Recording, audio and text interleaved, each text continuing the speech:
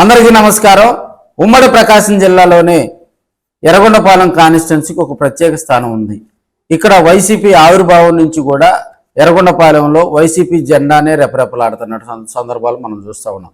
ఇప్పుడున్న పరిస్థితుల్లో కూడా ఫైర్ బ్రాండ్గా కూడా ఎర్రగొండపాలెం ఎమ్మెల్యే తాటిపర్తి గారు కూడా ఫైర్ బ్రాండ్గా వైసీపీలో ఎదుగుతున్నారని చెప్పుకోవచ్చు.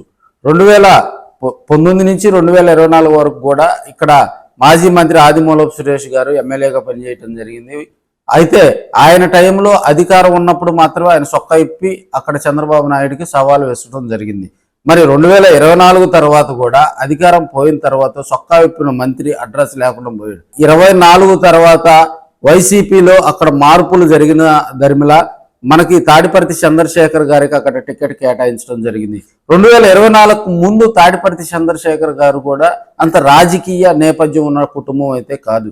2024 ఎన్నికల్లో ఎర్రగొండపాలెంలో కూడా 5,000కు పైగా మెజార్టీతో గెలిచినటువంటి తాడిపర్తి చంద్రశేఖర్కు వైసీపీలో కూడా క్రియాశీలక పదవి కేటాయించడం జరిగింది.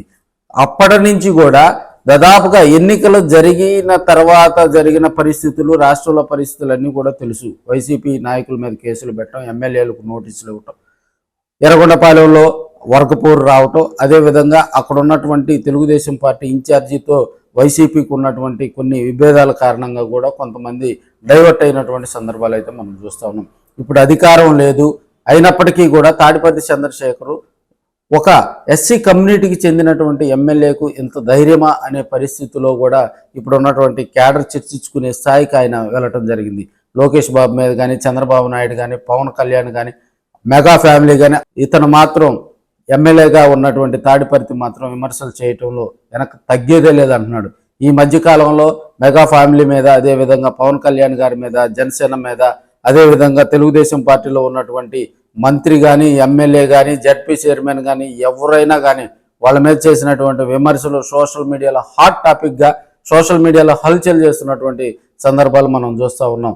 తాడిపర్తి 2024 ముందు వరకు కూడా అంతగా పరిచయం లేని వ్యక్తి. మరి ఈయనకి ఇంత ధైర్యం జగన్మోహన్ రెడ్డి వల్ల వచ్చిందా, లేకపోతే ఎర్రగొండపాలెంలో ఉన్నటువంటి వైసీపీ క్యాడర్ వల్ల వచ్చిందా అనేది కూడా కొంతమంది చర్చించుకున్నటువంటి సందర్భాలు మనం చూస్తూ ఉన్నాం. ఎందుకంటే ఆయన ముక్కుసూటిగా వెళ్ళేటువంటి మనిషి.